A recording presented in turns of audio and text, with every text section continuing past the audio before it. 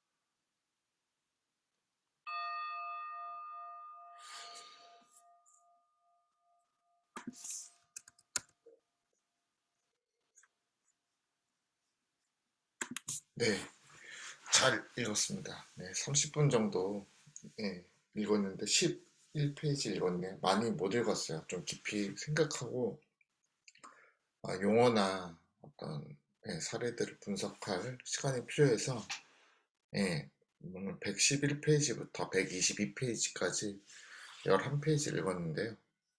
오늘 읽었던 내용을 함께 나누면 오늘은 그 투자의 실제에 대해서 읽었어요. 투자의 실제 첫 번째는 현실에서의 그 수익과 위험을 이야기하고 있습니다. 그 수익과 위험을 그 저자가 그 이제 세바시라는 방송 유튜브 프로그램에서 이제 이 책을 가지고 특강을 하거든요. 거기서 수위라는 표현을 하더라고요. 수익과 위험을 동시에 해서 수위. 그래서 앞에 또 읽었지만 이게 다시 정리를 해주는 게 좋아요. 그러니까 책 내용이 그냥 새로운 것들을 계속 풀어내는 게 아니라 앞에 있던 내용을 많은 내용이 많은 부분을 할애하지 않고 다시 정리를 해줘서 좋은 것 같아요. 그래서 총 수익은 그 경상 수익과 자본 수익인데 그 경상 수익은 결국 배당, 이자, 임대 수익처럼 꾸준히 발생하는 수익이고 자본 수익 같은 경우에는 매매 차익이 되겠죠. 뭐 분양권이 저기 그 부동산을 사고 팔았을 때 매매 차익. 그래서 임대 수익 중 이제 그 초저금리 기조가 이어짐에 따라 앞으로는 전세 방식이 사라진다. 네. 전세는 우리나라에만 있는 특이한 케이스였죠. 그게 이제 예전에 이율이 높았을 때 저희 부모님 세대 뭐 농협이나 새마을금고 넣었을 때 뭐 연 이율이 막 15%, 지금은 상상도 할 수 없는데 15%그 복리로 이런 이자가 있을 때그 목돈을 가지고 집주인이 그렇게 투자를 하는 경우가 있었는데 이제는 금리가 1%도 안 되잖아요. 그래서 예, 전세 방식이 사라진다. 그리고 대부분 월세나 깔세 방식으로 대체될 가능성이 높아. 깔세는 월세를 한 번에 뭐 반분기에 넣거나 1년치를 먼저 넣거나 그랬는데 저도 대학교 때 이제 깔세에서 살았었어요. 집주인 되게 현명한 거죠. 1년 한 200만 원 정도 내는 깔세에서 살았거든요. 그래서 논밭이 근처에 있는 그 캠퍼스에서 풀벌레 소리를 들으면서 거기 이제 서천리라고 했는데 지금은 경기도 그 용인시 기흥에 아주 신도시가 됐더라고요. 가보니까. 네. 격세지감이었습니다. 근데 그 집주인 보상 많이 받았겠죠? 부럽습니다. 네.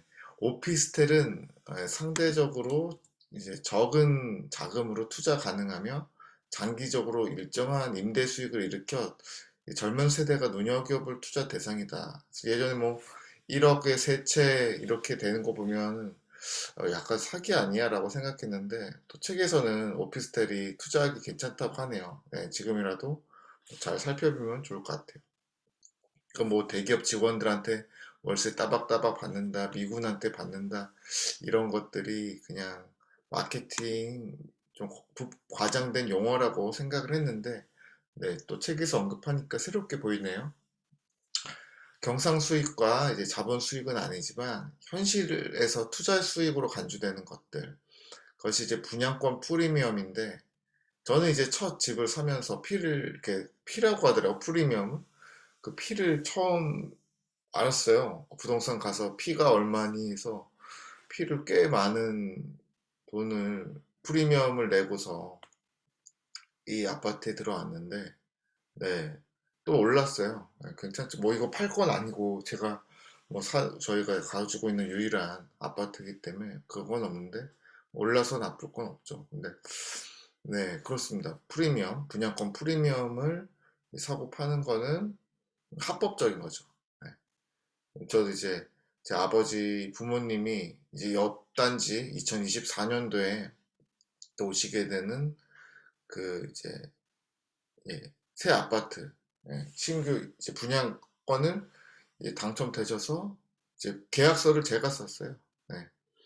계약서를 제가 썼는데 이제 그런 프리미엄에 관한 계약 조건을 단 거죠. 네. 재밌더라고요. 네. 계약서 근데 뭐 물론 뭐 잘 익숙하지 않으면 부동산 공인중개사에서 맡기면 되는데 저는 뭐 직접 쓰는 것도 네, 뭐 신용이 서로 있는 상태라면 뭐 굳이 수수료 내지 않고 직접 작성하는 것도 그렇게 어렵진 않았습니다.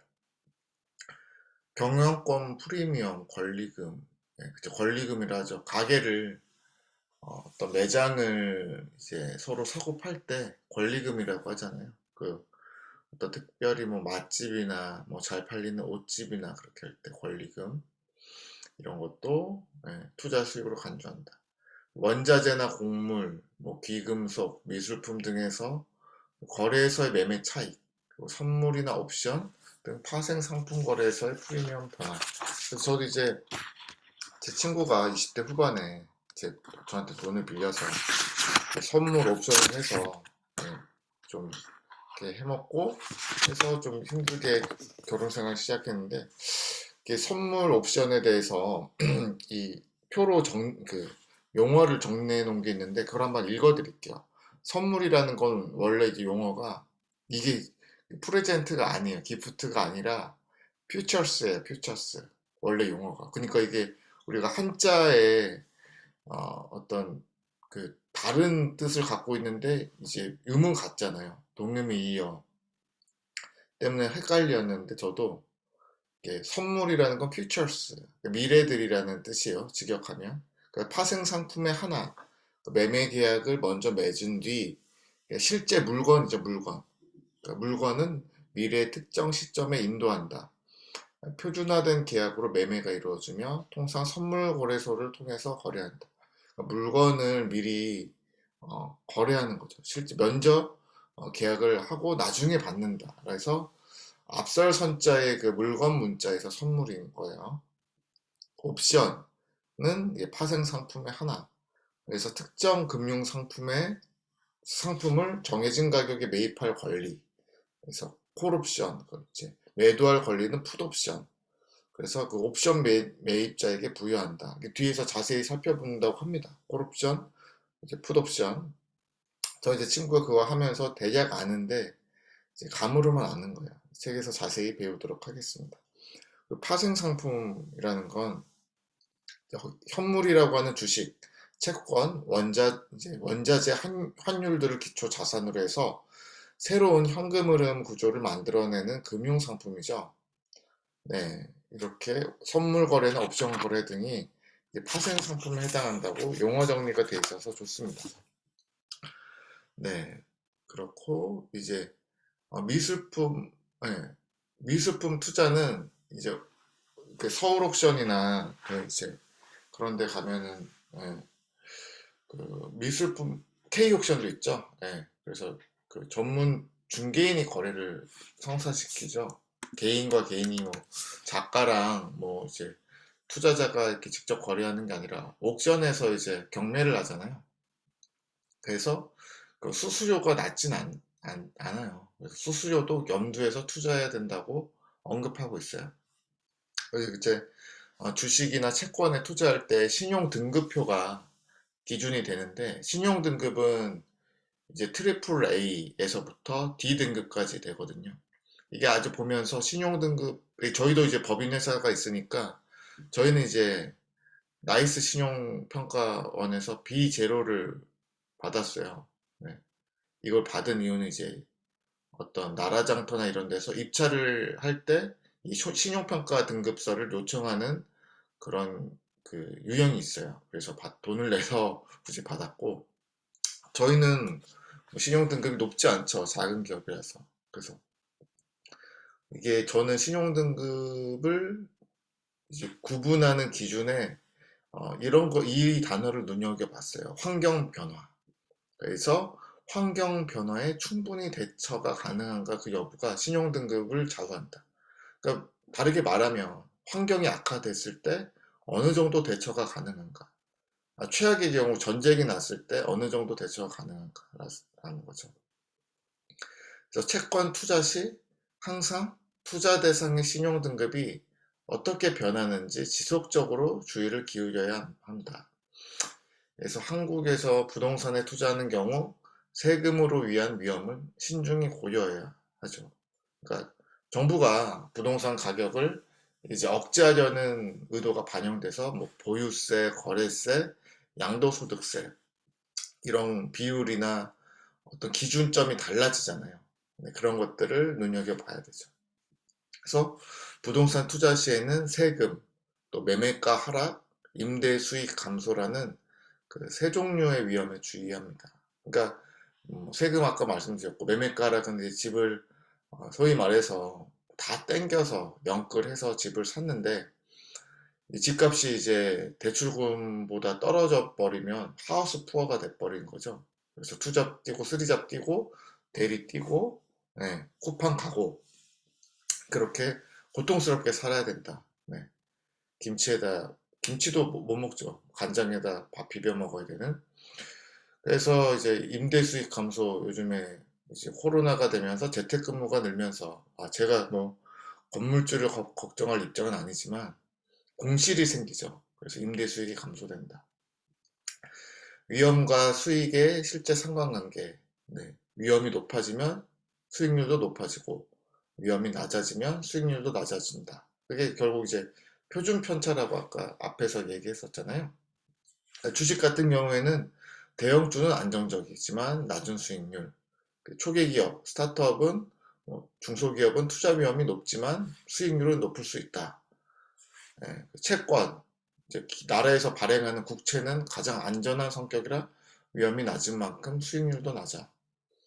회사채는 그 반대가 되겠죠. 그리고 부동산은 대도시, 특별히 이제 뭐 서울 도심 아파트는 상대적으로 위험이 낮고 지방 중소도시 아파트는 그 반대가 된다. 이제 위험이 높다. 예. 그 이제 뭐 그렇죠. 실물 자산, 금이나 은은 위험이 낮은 자산이고 미술 작품은 위험한 투자 대상이라고 이제 하고 있어요. 그래서 투자의 실제 두 번째는 현실에서의 분산 투자예요. 여기서 이제 실제로 본인이 10년, 15년 정도 분산 투자 한 것들의 사례가 나와 있어서 이 내용 참 좋더라고요. 다른 사람도 좀 약간 이론적인 것만 하는데 이동훈 작가님은 자기가 어떻게 실제로 투자했던 것에 대해서 이야기하고 있어요. 그래서 개인 투자자 차원에서 할 수 있는 분산 투자는 주식 같은 경우에는 5종목에서 10종목 정도가 최선이라고 하고 있어요. 5종목이 뭐 맞다고 할 수 있겠죠. 지나치게 많은 종목에 투자하는 거는 효율 및 효과 면에서 좋지 않다. 자산 배분의 원칙은 목표하는 수익과 감내할 수 있는 위험치를 달성하기에 적합해야. 그러니까 이제 내가 어느 정도 벌 거냐, 몇 퍼센트 낼 거냐, 그리고 내가 손해 볼 수 있는 금액은 얼마다. 이걸 이제 정해놓고 자산 배분을 하라는 거죠. 그러니까 본인은 이제 안전하지만 일정한 수익을 얻을 수 있는 자산 배분의 모델을 원금 보장형 펀드라고 이렇게 하고 있습니다. 그래서 본인 같은 경우는 이제 안전자산의 70%, 위험자산의 30%로 이제 전략적 자산 배분을 했다고 하는데, 안전자산은 이제 채권형 펀드죠. 앞에 얘기했던 원금 보장형 펀드. 그리고 뭐 임대용 부동산. 네, 이거는 이제 대출 받아서 한 것 같아요. 그리고 이제 위험 자산은 우량주하고 비상장 주식. 네, 그렇죠. 여기는 30%. 그러니까 비상장 주식에 대한 투자를 위한 투자 대상 발굴, 분석에 필요한 네트워크를 만들거나 참여하는데 많은 시간과 노력을 투입했다고 해요. 그러니까 어제 같은 뭐 메타버스, NFT 갔을 때 관련 기업들이 부스를 열고 이렇게 하잖아요. 네트워크를 만들죠. 그래서 사람들을 만나는 게 중요하다고 저도 이제 깊이 공감합니다. 그래서 좋은 투자 대상을 찾으려는 각고의 노력과 학습 및 분석, 장기간 보유하는 끈기와 열정이 필요하다고 하고 있어요. 그래서 오늘 이제 거기까지 읽었고 내일부터 이제 읽을게. 내일은 네 내일 토요일이니까 읽어야죠. 네.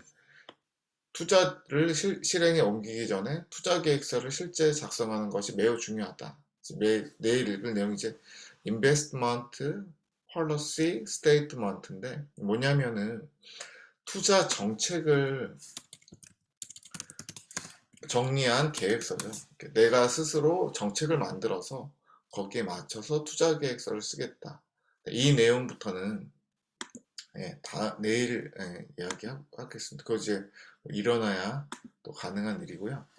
오늘 또 30분 독서를 하면서 여러 가지 생각을 했는데 결국에는 그 70%는 안전자산, 30%는 위험자산, 또 이게 분산 투자에 대해서 또 공부를 했고, 또 우리가 수익뿐만 아니라 위험에 대해서 또 그 환경 변화에 나는 얼마큼 대응할 것인가. 근데 기업도 신용 등급을 받듯이 개인도 분명 신용 등급이 있을 텐데 나의 신용 등급 결국에는 변해가는 세상 속에서 어떻게 내가 환경에 대처할 것인가. 당장 제가 할 수 있는 것은 독서하고 운동인 것 같아요. 운동. 독서라는 건 환경의 변화에 대처하는 데 필요한 지적 자산을 쌓는 것이고, 운동은 건강 자산이 필요하죠. 뭐 아무리 똑똑해도 아프면 결국 몸으로 다 해야 되잖아요. 그래서 정말 건강 자산 중요한 것 같습니다. 그래서 오늘 방송 마치고 또 헬스장 가서 1시간 운동하고 오겠습니다. 또 함께 독서하고 또 인사이트를 나눌 수 있어서 감사한 금요일이었습니다. 오늘 4월 15일 이렇게 투자의 실제 전략에 대해서 잠시 배웠던 하루였습니다. 오늘도 또 행복한 하루 보내시고요. 또 이제 봄이 막 이제 절정이거든요. 그래서 꽃구경도 하시고 즐거운 금요일 보내시길 바라겠습니다. 감사합니다. 저는 하루 30분만 독서하십시다의 감자였습니다. 고맙습니다.